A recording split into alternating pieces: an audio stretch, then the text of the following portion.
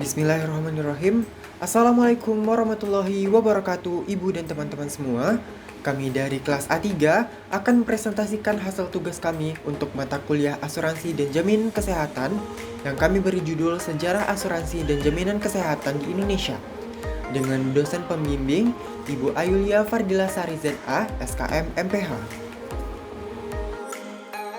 Adapun pokok pembahasan yang akan kami angkat pada kesempatan kali ini, yang pertama sejarah dan perkembangan asuransi kesehatan di Indonesia, yang kedua pencapaian universal health coverage, yang ketiga revenue collection, yang keempat poli mechanism, dan yang terakhir purchasing mechanism.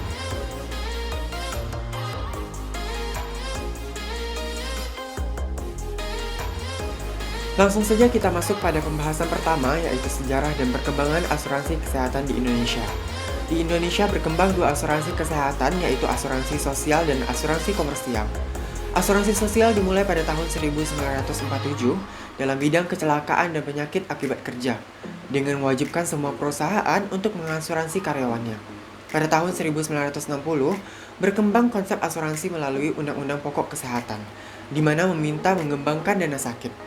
Pada tahun 1967, Menteri Ketenagakerjaan mendirikan Jaminan Pemelihara Kesehatan Masyarakat yang disingkat JPKM. Selanjutnya pada tahun 1968 sampai 1992, Menteri Ketenagakerjaan mengupayakan asuransi bagi pegawai negeri yang dikelola oleh Badan Penyelenggara Dana Pemelihara Kesehatan atau BPDPK. Lalu pemindahan pengelolaan pada tahun 1984 oleh Perum Husada Bakti atau disingkat PHB, dan terakhir dikelola oleh PT Askes Persero. Pada tahun 1971 sampai 1992, didirikan juga Asuransi Sosial Tenaga Kerja atau ASTEK, merealisasikan adanya UU Jemsostek.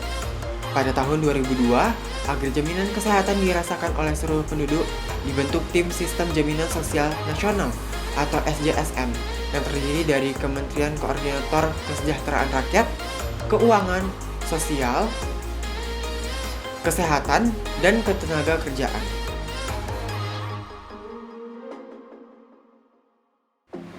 Selanjutnya asuransi sosial. Dimulai pada tahun 1970, di mana perusahaan multinasional telah menawarkan asuransi kesehatan komersial di kota-kota besar. Pada tahun 1992, pertumbuhan asuransi kesehatan komersial tidak berarti karena landasan hukum yang tidak jelas.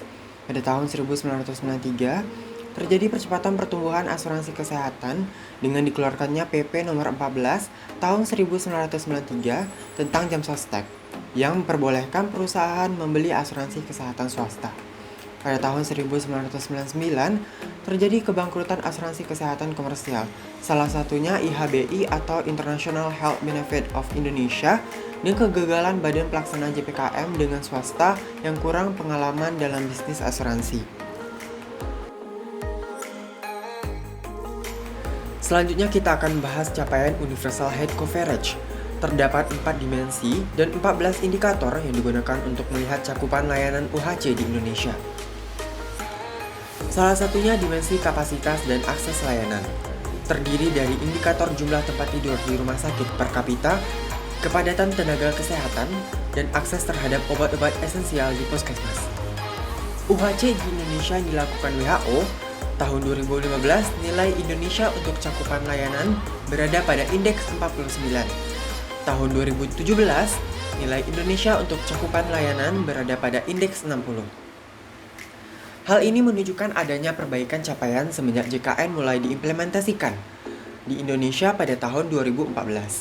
Akan tetapi terlihat adanya ketimpangan indeks cakupan layanan UHC antara daerah Jawa dan daerah di luar Pulau Jawa. Dapat dilihat pengeluaran out of pocket untuk perawatan kesehatan di Indonesia masih relatif tinggi, karena lebih dari 13 juta masyarakat membelanjakan lebih dari 10% dari total konsumsi mereka untuk perawatan kesehatan, dan hampir 2,5 juta masyarakat membelanjakan lebih dari 25% dari total konsumsi mereka untuk perawatan kesehatan. Dan total penduduk Indonesia yang mengalami pemiskinan dikarenakan pengeluaran out of pocket untuk perawatan kesehatan yaitu 0,22% dari garis kemiskinan per kapita per hari, 0,74% garis kemiskinan per capita per hari, dan 0,41% garis kemiskinan per kapita per bulan.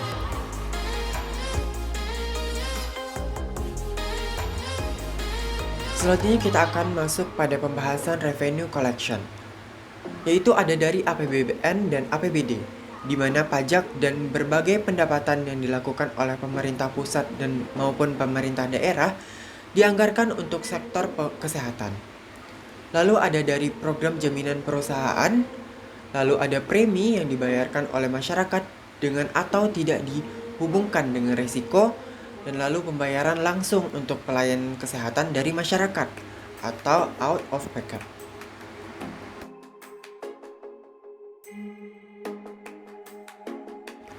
Pembahasan selanjutnya, kita akan bahas tentang polimekanisme.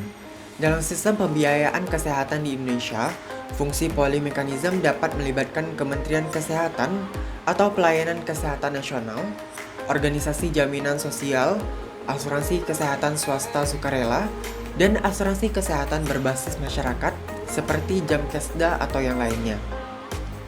Akan kita bahas satu-satu. Yang pertama ada pemerintahan pada APBD daerah dan APBD pusat. Pelayanan kesehatan ditetapkan untuk membantu masyarakat yang mempunyai risiko tinggi dan mempunyai kemampuan membayar rendah melalui perencanaan yang rasional. Lalu yang kedua ada BPJS Kesehatan, yaitu peserta non-PBI yang mandiri ada kemungkinan berasal dari kelompok masyarakat yang sudah sakit atau cenderung sakit. Sementara yang sehat cenderung tidak masuk atau mempunyai asuransi kesehatan sendiri di luar BPJS. Hal ini dapat disebut sebagai contoh dari proses adverse selection. Lalu yang ketiga ada badan asuransi swasta. Pelayanan kesehatan cenderung hanya untuk mereka yang mampu dan sehat.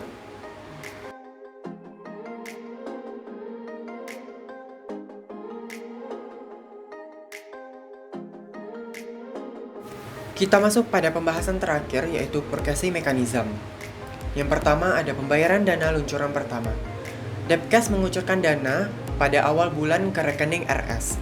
Besarnya diperhitungkan berdasarkan rata-rata pembayaran per bulan di RS pada tahun sebelumnya. Dana luncuran tersebut langsung disalurkan dari Depkes melalui KPPN pusat ke rekening RS. Yang kedua, pembayaran dana luncuran kedua. Dilakukan verifikasi dengan mengacu pada jenis paket dan tarif pelayanan kesehatan.